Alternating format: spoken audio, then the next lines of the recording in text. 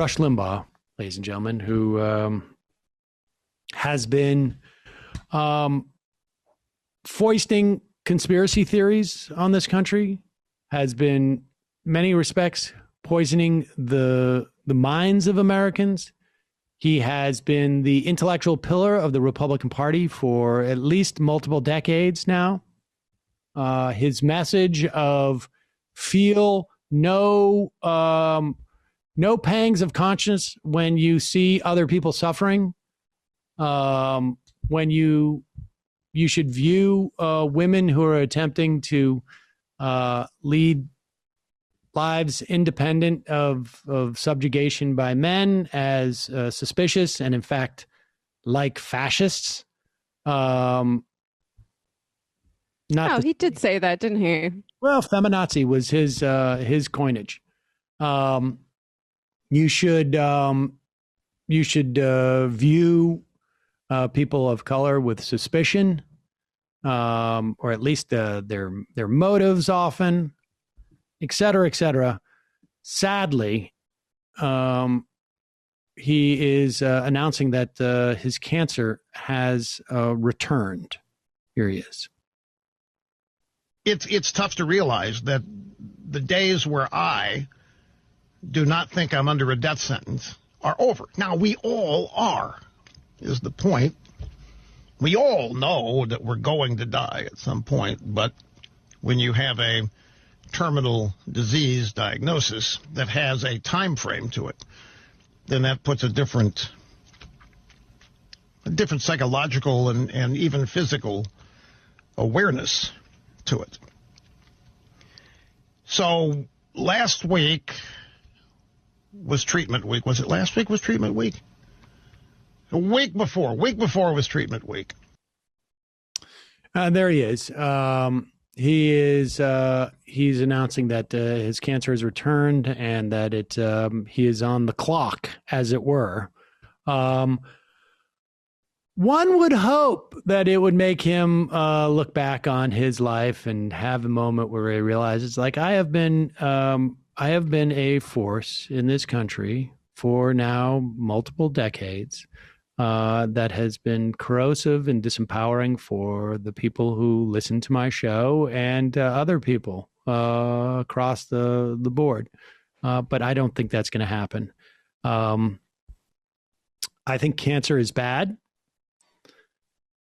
in general, and let's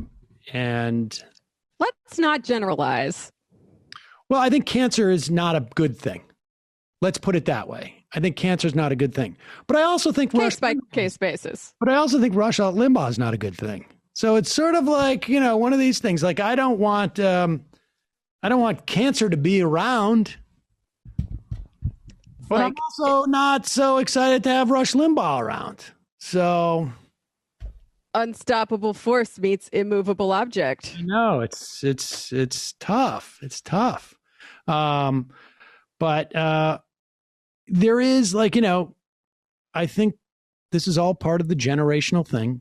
There is a season, and to everything, there's the season. And so some seasons change. And so.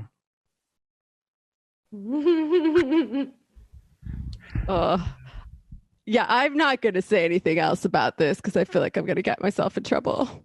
Yeah, I mean, look, I think people know that my feeling is this, broadly speaking. I don't know. Rush Limbaugh could be a good husband. I mean, he's had a lot of practice at it. I think he's actually had 3 marriages. He could be, I don't know if he's a good father. I don't think he has any children. Maybe he does. I don't know. Maybe he's a good brother or a good son or cousin or whatever it is. I don't know him in that capacity. I only know him as a very malignant force in this country for decades, and as a liar, and as someone who wouldn't take responsibility for what he did by, I'm just an entertainer.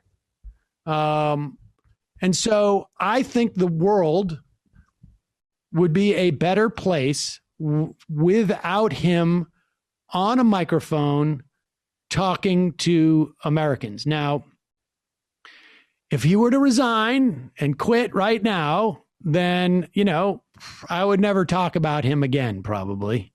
So whatever gets him off the air, I think is a good thing, net positive. So let's leave it with that. Fair enough. All right. I just wish everybody who dies in this country, partly as often as a result of Republican policies, had access to the kind of cushy care and the drugs and everything that he's getting, because right, it's too good for him. That's true too.